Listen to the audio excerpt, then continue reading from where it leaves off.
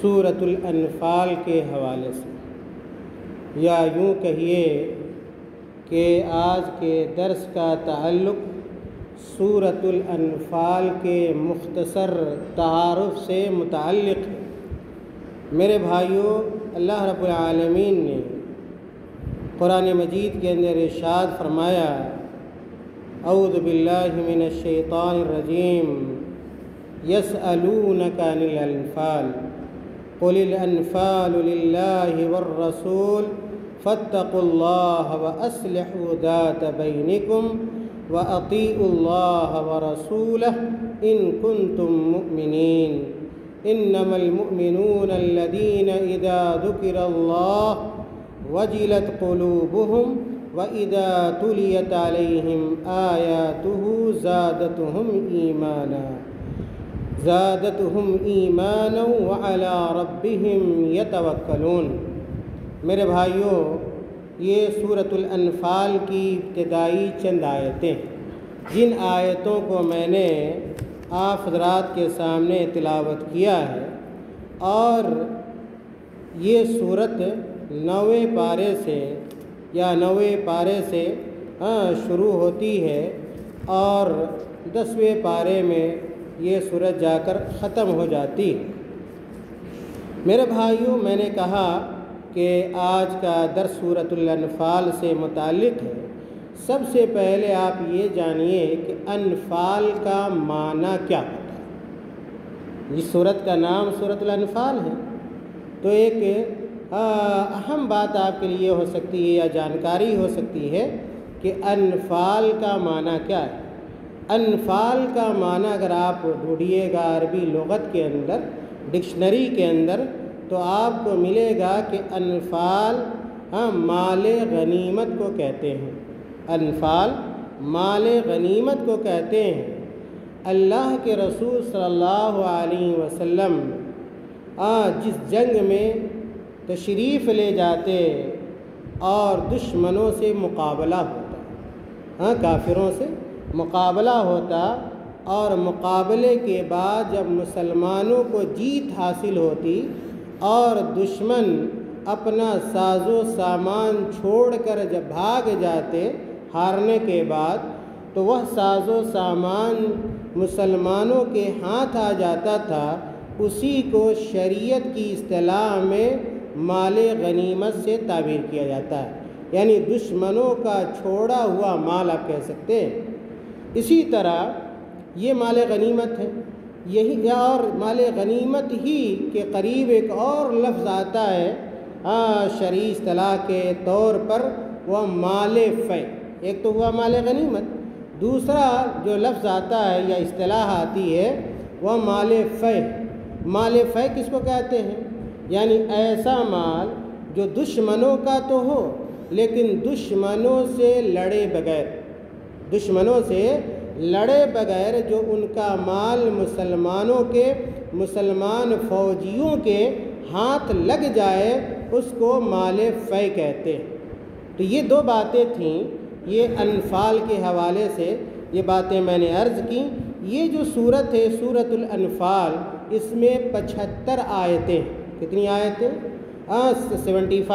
75 آیات ہیں، اور 10 رکوع ہیں اس سورت کے اندر، اور اگر کلمات کو دیکھیے گا تو تقریباً 1075 یعنی 1075 کلمات اس پوری سورت کے اندر موجود ہیں۔ یہ جو سورت ہے یہ مدنی سورت، اور مدنی سورت، مکی سورت، میں نے سابقہ دروس کے اندر آپ کو بتلایا ہے کہ مکی سورت کس کو کہتے ہیں، مدنی سورت کس کو کہتے ہیں۔ یہ جو سورت ہے وہ مدنی سورت ہے۔ یہ جو سورت ہے سورۃ الانفال، میرے بھائیو، تفسیر کے مطالعے سے پتہ چلتا ہے اور مفسرین کے اقوال سے یہ معلوم ہوتا ہے کہ یہ سورت غزوہ بدر کے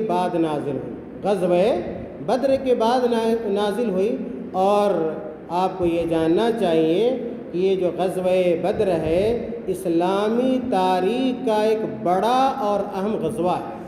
غزوہ، پھر آپ سوال کیجئے گا، ایک سوال آئے گا کہ غزوہ کس کو کہتے ہیں؟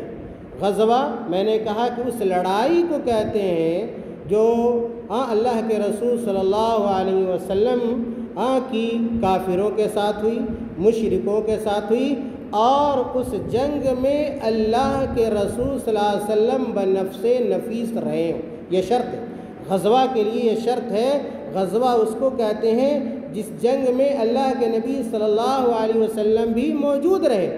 اگر مسلمانوں کا جنگ مشرکوں سے ہوا، کافروں سے ہوا، اور اگر اللہ کے نبی نہیں گئے، صحابہ کرام گئے، اللہ کے نبی صلی اللہ علیہ وسلم نے صحابہ کو بھیجا لیکن خود نہیں گئے، تو ایسی جنگ کو یا ایسے معرکے کو اسلام میں سریہ سے تعبیر کیا جاتا ہے۔ کیا کہا جاتا ہے؟ سریہ۔ تو ایک لفظ ہوا غزوہ اور دوسرا جو لفظ ہوا سریہ، اور دونوں میں یہی فرق ہے۔ جس جنگ میں اللہ کے نبی شریک رہے اس کو غزوہ کہتے ہیں، اور جس جنگ میں اللہ کے نبی صلی اللہ علیہ وسلم شریک نہ رہے، صحابہ کرام تھے، اس کو شریعت کی اصطلاح میں سریہ کہا جاتا ہے۔ اور میں نے آپ کو کہا کہ یہ غزوہ بدر اسلامی تاریخ کا اسلامی تاریخ کا ایک بہت ہی بڑا، بہت ہی اہم، اور یوں کہیے کہ مسلمانوں اور کافروں کا یہ سب سے پہلا بڑا کیا ہے مقابلہ تھا، یا معرکہ تھا، یا ایک جنگ تھی۔ جس جنگ میں اللہ کے نبی صلی اللہ علیہ وسلم اس لیے نکلے کہ ابو سفیان، یہ غزوہ سن 2 ہجری میں واقع ہوتا ہے۔ کتنے ہجری میں؟ 2 ہجری میں واقع ہوتا ہے۔ اللہ کے نبی صلی اللہ علیہ وسلم کو یہ پتہ چلا کہ ابو سفیان، یہ 2 ہجری کا معاملہ ہے، اس وقت تک ابو سفیان اسلام نہیں لائے تھے، کہ ابو سفیان قریش کا مال لے کر، اہل مکہ کا مال لے کر، مال تجارت کہاں جا رہے ہیں؟ شام جا رہے ہیں۔ تو اللہ کے نبی صلی اللہ علیہ وسلم ان کی تجارت کا تعاقب کرنے، یعنی پیچھا کرنے کے لیے نکلے، کہ ان کو دیکھے کہاں ہے۔ بڑا ستایا ان لوگوں نے مسلمانوں کو، اللہ کے رسول صلی اللہ علیہ وسلم کو۔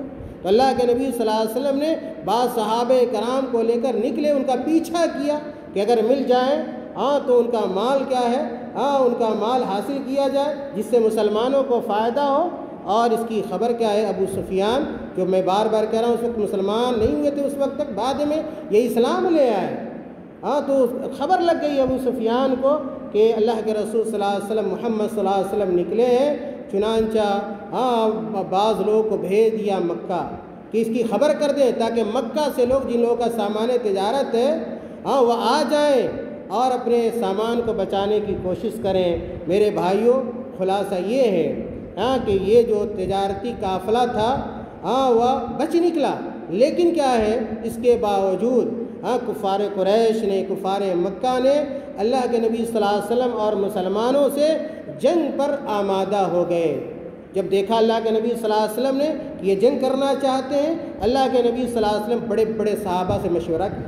حضرت ابو بکر رضی اللہ تعالیٰ عنہ، حضرت عمر رضی اللہ تعالیٰ عنہ، اسی طرح بعض دیگر بڑے مہاجرین صحابہ کرام، انصار صحابہ کرام سے مشورہ کیا۔ تمام لوگوں نے کہا کہ آپ آگے بڑھیے، ہم آپ کا مکمل ساتھ دینے کے لیے تیار ہیں۔ میرے بھائیو، یہ جو جنگ تھی، یہ جو غزوہ تھا، غزوہ بدر، یہ اس میں مسلمانوں کی تعداد بہت کم تھی، بہت کم تھی، اور کافروں کی تعداد بہت زیادہ تھی مسلمانوں کے مقابلے میں۔ لیکن مسلمانوں کے پاس جو چیز تھی وہ ایمان کی طاقت تھی، وہ اسلام کی طاقت تھی، وہ قرآن کی طاقت تھی۔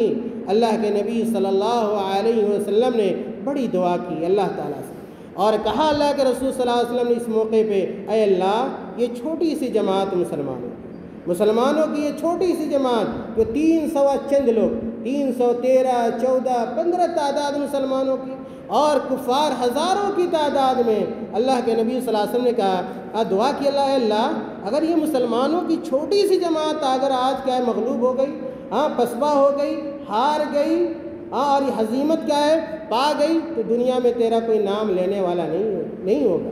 میرے بھائی، اللہ تعالیٰ نے مسلمانوں کی دعاؤں کو سنا، اللہ کے رسول صلی اللہ علیہ وسلم کی دعاؤں کو سنا اللہ تعالیٰ نے، اور اس غزوے میں یاد رکھیے اللہ تعالیٰ نے مسلمانوں کی مدد فرشتوں کے ذریعے کی۔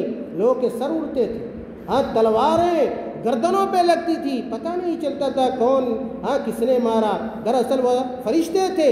فرشتوں کو بھیج کر اللہ تعالیٰ نے مسلمانوں کی تائید کی اور مسلمانوں کی مدد فرمائی۔ میرے بھائیوں، خلاصہ کلام یہ کہ اس پہلے اسلامی جنگ میں کافروں کو زبردست نقصان اٹھانا پڑا، اور کافروں کے بڑے بڑے سردار کہہ لیجئے، عتبہ، شیبہ، ولید، ابو جہل جیسے لوگ اسی غزوے میں مارے گئے، اور بڑا کیا ہے نقصان ہوا، اور وہ اپنا بہت سارا سامان گئے چھوڑ کر بھاگے۔ میرے بھائیوں، اسی لیے اس جنگ کو الفرقان سے تعبیر کیا جاتا ہے۔ کیا کہا جاتا ہے؟ الفرقان، یعنی اس غزوے سے، اس جنگ سے کافروں اور حق اور باطل کے درمیان اللہ تعالیٰ نے فرق کو نمایاں کر دیا، فرق کو ظاہر کر دیا۔ اللہ تعالیٰ نے کافروں کو یہ بتلا دیا کہ تم غلط پر ہو اور یہ مسلمان حق پر ہے۔ دراصل یہ چھوٹی سی یا ایک مختصر میں نے گفتگو کی غزوہ بدر کے حوالے سے، اس لیے کہ اسی غزوے کے بعد اللہ تعالیٰ نے اس صورت جو سورۃ الانفال کو نازل فرمائی۔ میرے بھائیوں، اس صورت میں اللہ تعالیٰ نے جو اہم باتیں بتلائیں، اس صورت میں اللہ تعالیٰ نے جو اہم باتیں بتلائی ہیں، جو بنیادی مسائل ہیں، مرکزی مضامین ہیں، ان میں سے چند کو اختصار کے ساتھ آپ کے سامنے رکھا جا رہا ہے۔ میرے بھائیوں، اس صورت میں اللہ تعالیٰ نے ہمیں اور آپ کو یہ بتلایا ہے کہ ہم ہر حال میں اللہ اور اس کے رسول صلی اللہ علیہ وسلم کی اطاعت کریں۔ ہم جس حال میں ہوں، غربت میں ہوں، آسانی میں ہوں، پریشانی میں ہوں، یاد رکھیے ہمارے لیے ضروری ہے کہ ہم اللہ اور اس کے رسول صلی اللہ علیہ وسلم کی اطاعت کریں۔ اسی طرح میرے بھائیوں، اس صورت میں اللہ تعالیٰ نے یہ بتلایا ہے کہ مال غنیمت پر قانون حق اللہ اس کے رسول صلی اللہ علیہ وسلم کا ہے، اس کی تقسیم مجاہدین کی مرضی پر نہیں بلکہ اللہ اس کے رسول صلی اللہ علیہ وسلم کے حکم کے مطابق ہو۔ اس صورت میں اللہ تعالیٰ نے یہ بتلایا ہے کہ جو مال غنیمت حاصل ہوتا ہے وہ اس پر جو کنٹرول ہے اور جو حق ہے وہ اللہ اس کے رسول صلی اللہ علیہ وسلم کا ہے۔ جب مسلمانوں کو میں نے کہا کہ اس غزوے میں جب فتح ہوئی تو صحابہ کرام کے مابین اختلاف ہو گیا، جو مال غنیمت حاصل ہوا ہے اس کو تقسیم کیسے کیا جائے۔ اسی موقع سے اس سورت کی پہلی آیت میرے بھائیوں اللہ تعالیٰ نے نازل کی، جو آیت میں نے پڑھی ہے، یسألونک عن الانفال قل الانفال للہ والرسول فاتقوا اللہ واصلحوا ذات بینکم واطیعوا اللہ ورسولہ ان کنتم مؤمنین۔ اسی طرح اس صورت میں اللہ تعالیٰ نے ہمیں اور آپ کو یہ بتلایا ہے کہ بدر کی فتح اللہ تعالیٰ کی نصرت و حمایت کا نتیجہ ہے۔ مسلمانوں کو جو فتح ملی وہ اللہ رب العالمین کی نصرت کی وجہ سے ملی، اللہ تعالیٰ کی حمایت کی وجہ سے ملی، اور اس جنگ میں اللہ تعالیٰ نے مسلمانوں کی مدد فرشتوں کے ذریعے کی، اور خود اللہ کے نبی صلی اللہ علیہ وسلم اس جنگ میں مسلمانوں کی حوصلہ افزائی فرماتے تھے۔ اسی طرح اس صورت میں اللہ تعالیٰ نے یہ بھی بتلایا ہے کہ بدر کے معرکہ کا مقصد اللہ تعالیٰ کا کلمہ، اللہ تعالیٰ کے کلمہ کو بلند کرنا ہے۔ جتنے بھی غزوات ہوئے اس کا مقصد یہ تھا کہ اللہ کا دین غالب ہو جائے، اللہ کا دین بلند ہو جائے، اللہ کا کلمہ بلند ہو جائے۔ چنانچہ اسی مقصد کی خاطر مسلمانوں نے اس غزوے کو بھی لڑا تھا۔ تو اس صورت میں یہ بات بتلائی گئی کہ بدر کے معرکہ کا مقصد اللہ تعالیٰ کے کلمہ کو بلند کرنا اور کفار کا غرور خاک میں ملانا تھا۔ کفار یہ سمجھتے تھے، اہل مکہ یہ سمجھتے تھے کہ ہمارا کوئی کچھ نہیں بگاڑ سکتا ہے، لیکن اللہ تعالیٰ نے یہ دکھلا دیا کہ مسلمان اگرچہ کم ہے، تعداد میں کم ہے، لیکن کیا ہماری نصرت کیا ہے؟ ان لوگوں کے ساتھ ہے۔ پتہ یہ چلا کہ اللہ تعالیٰ جس کے ساتھ ہو جائے اس کا کوئی کچھ بگاڑ سکتا نہیں ہے۔ اسی طرح اس صورت میں اللہ تعالیٰ نے یہ بھی بتلایا ہے کہ اللہ اس کے رسول کی اطاعت میں کسی قسم کی خیانت نہیں ہونی چاہیے۔ اللہ اس کے رسول صلی اللہ علیہ وسلم کی اطاعت اور فرما برداری میں کسی قسم کی خیانت نہیں ہونی چاہیے کہ ہم اللہ کی بھی اطاعت کریں، فلاں کی بھی کریں، اللہ کے رسول صلی اللہ علیہ وسلم کی کریں، فلاں پیر کی بھی کریں، فلاں مرید کی بھی کریں۔ یہ ساری خیانت ہے میرے بھائیوں، اور ایسا کرنا جائز نہیں ہے۔ اسی طرح اس صورت میں اللہ تعالیٰ نے یہ بتلایا ہے کہ اللہ ہی مومنوں کا مولا اور بہترین مددگار ہے۔ میرے بھائیوں، اللہ تعالیٰ ہی ہمارا اور آپ کا کیا ہے؟ مولا ہے، اور اللہ تعالیٰ ہی ہمارا اور آپ کا مددگار ہے، مدد کرنے والا ہے۔ اسی طرح اس صورت میں یہ بتلایا گیا ہے کہ مال غنیمت میں، یاد رکھیے، مال غنیمت میں 5واں حصہ اللہ اس کے رسول صلی اللہ علیہ وسلم کے لیے مخصوص ہے۔ 5واں حصہ جو ہے، کل مال غنیمت کے کتنے حصے کیے جائیں گے؟ 5 حصے، اور اس میں سے جو 5واں حصہ ہوگا وہ کس کا ہوگا؟ اللہ اس کے رسول صلی اللہ علیہ وسلم کا ہوگا، اور بقیہ حصہ وہاں مجاہدین میں جو لوگ کیا ہے اللہ کے رسول صلی اللہ علیہ وسلم کے زمانے میں جنگ کرتے تھے ان کے مابین ان فوجیوں میں تقسیم کر دیے جائیں گے۔ اسی طرح اس صورت میں یہ بتلایا گیا ہے کہ حالات جنگ میں بھی اللہ تعالیٰ کو یاد کرتے رہنا چاہیے، چاہے میں نے کہا کہ حالات جیسے ہوں، آسانی کے ہوں یا سختی کے ہوں، یاد رکھیے ہر حال میں اللہ تعالیٰ کو ہمیں یاد کرنا چاہیے۔ میں نے کہا کہ اتنا بڑا غزوہ تھا، غزوہ بدر، اور اللہ کے نبی صلی اللہ علیہ وسلم اللہ تعالیٰ سے دعا کر رہے تھے، اللہ تعالیٰ سے دعا کر رہے تھے، اس لیے ہمیشہ ہمیں اللہ تعالیٰ سے فریاد کرتے رہنا چاہیے، اللہ تعالیٰ سے دعا کرتے رہنا چاہیے۔ اسی طرح اس صورت میں یہ بتلایا گیا ہے کہ آپس میں اختلاف سے بچنا چاہیے۔ آپس میں آج دیکھیے دنیا میں مسلمان بات بات میں لڑنے مارنے مرنے پر تیار ہو جاتے ہیں، ان کے مابین شدید قسم کا اختلاف پایا جاتا ہے، اور ان کے مابین دوریاں ہیں، نفرتیں ہیں، دشمنی ہے۔ اس سے کیا نقصان ہوتا ہے؟ اللہ تعالیٰ نے اس صورت میں بیان کیا ہے کہ اگر آپس میں ہم مختلف ہوں گے یا ایک اختلاف کریں گے تو اس سے کیا ہے ہماری ساکھ کیا اکھڑ جائے گی، ہماری ہوا اکھڑ جائے گی، ہمارا پاؤں ہمارا قدم اکھڑ جائے گا، ہم دشمنوں سے مقابلہ نہیں کر سکتے ہیں۔ اگر آپ چاہتے ہیں کہ آپ مضبوط رہیں، مستحکم رہیں، تو اس کے لیے بنیادی شرط یہ ہے کہ آپ کیا ہے آپ کی صفوں میں، مسلمانوں کی صفوں میں اتحاد اور اتفاق پایا جانا چاہیے۔ اسی طرح اس صورت میں اللہ تعالیٰ نے یہ بتلایا ہے کہ شیطان اپنے کارندوں کی نظروں میں ان کے اعمال خوبصورت کر کے دکھاتا ہے۔ اللہ تعالیٰ نے بتلایا کہ شیطان اکساتا ہے، شیطان ہمیں ورگلاتا ہے، سبز بات دکھلاتا ہے، برے کام کو بھی اچھا کر کے دکھلاتا ہے، برے کام کو بھی اچھا کر کے دکھلاتا ہے۔ مثال کے طور پر سود ہے، سود کو یہ دکھلائے گا کہ مال کمانے کا ذریعہ ہے، یہ مالدار بننے کا ذریعہ ہے، کم وقت میں تم مالدار ہو جاؤ گے، حالانکہ سود حرام ہے، گناہ ہے، برائی ہے، لیکن شیطان کیا آپ کے پاس آ کر اس کی اچھائی بتلائے گا۔ تو ایسے معاملے میں ہمیشہ شیطان سے ہوشیار رہنا چاہیے، چوکنا رہنا چاہیے، اور کبھی بھی شیطان کے بہکاوے میں نہیں آنا چاہیے۔ اسی طرح اس صورت میں اللہ تعالیٰ نے یہ بتلایا ہے کہ میدان بدر میں مسلمانوں کے جوش اور ملائکہ کی مدد دیکھ کر شیطان بھی ڈر کے مارے بھاگنے لگا۔ جب دیکھا شیطان نے کہ اس جنگ میں اللہ تعالیٰ مسلمانوں کی مدد کر رہا ہے، فرشتے اللہ تعالیٰ نے بھیج دیے، شیطان بھی ڈر کے مارے کیا ہے بھاگنے لگا۔ میرے بھائیوں، اسی طرح اس صورت میں یہ بتلایا گیا ہے کہ جب تک لوگ نعمتوں کی ناشکری نہ کریں، جب تک لوگ نعمتوں کی ناشکری نہ کریں، اللہ تعالیٰ اپنی نعمت کو زحمت میں تبدیل نہیں کرتا۔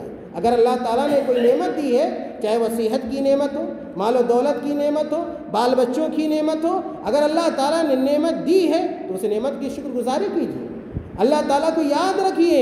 ایسا نہ ہو کہ اللہ تعالیٰ نے دولت دی، اللہ تعالیٰ نے روپے دیے اور پیسے دیے، آپ اس کو ضائع کریں، برباد کریں، غلط چیزوں میں لگائیں، برائی کے کاموں میں لگائیں، عیاشی میں لگائیں۔ میرے بھائی، اگر ایسا آدمی کرتا ہے تو پھر اللہ تعالیٰ اپنی نعمت کو چھین لیتا ہے، اپنی نعمت کو لے لیتا ہے۔ اس لیے اگر اللہ تعالیٰ کوئی نعمت دیتا ہے تو اللہ تعالیٰ کی شکر گزاری کریں، نیک کام میں پیسے کو لگائیں اور اپنی صحت کو خرچ کریں۔ اسی طرح اس صورت میں یہ بتلایا گیا ہے کہ اہل مکہ کا کردار اور آل فرعون کے کردار میں یکسانیت پائی جاتی ہے، دونوں کا اپنے اپنے انداز میں ہولناک انجام ہو۔ اللہ تعالیٰ نے صورت میں بتلایا ہے کہ اہل مکہ کا وہی کردار تھا مسلمانوں سے متعلق، اہل مکہ کا وہی کردار تھا، وہی معاملہ تھا مسلمانوں اور صحابہ کرام سے متعلق جو کردار اور معاملہ فرعون کیا ہے موسیٰ علیہ السلام کے زمانے میں فرعون مسلمانوں کے ساتھ کرتا تھا، مومنوں کے ساتھ کرتا تھا۔ اور جب لوگ ظلم کرتے ہیں، زیادتی کرتے ہیں، تو دیکھا جب فرعون نے ظلم کیا، زیادتی کی، تو اللہ تعالیٰ نے فرعون کو تباہ و برباد کر دیا، ہلاک کر دیا، غرقاب کر دیا۔ اور اسی طرح جب اہل مکہ نے مسلمانوں پر ظلم کیا، زیادتی کی، تو اللہ تعالیٰ نے ان کو بھی ان کے کرتوت کا بدلہ چکھا دیا۔ آخری نقطہ اس صورت سے متعلق یہ ہے، اللہ تعالیٰ نے بتلایا ہے کہ کفار ایک دوسرے کے دوست اور مسلمان آپس میں خیر خواہ اور بھائی بھائی ہیں۔ اللہ تعالیٰ نے یہ بتلایا ہے کہ کفار ایک دوسرے کے پارٹنر ہیں، ایک دوسرے کے فرینڈ ہیں، ایک دوسرے کے دوست ہیں، اور مسلمان کو بھی ایک مسلمان کے ساتھ خیر خواہی کا معاملہ کرنا چاہیے۔ کیا مطلب خیر خواہی کا؟ کہ اپنے لیے اچھا چاہیے تو اپنے مسلمان بھائی کے لیے بھی اچھا چاہیے۔ اگر آپ یہ چاہیں کہ ہم مالدار بن جائیں تو یہ بھی سوچیں کہ ہمارا مسلمان بھائی کیا مالدار بن جائے۔ اگر یہ چاہتے ہیں کہ اللہ تعالیٰ مجھے کیا نعمتوں سے نواز دے، اپنے بھائی کے لیے بھی چاہیے کہ اسے بھی یہ نعمت مل جائے۔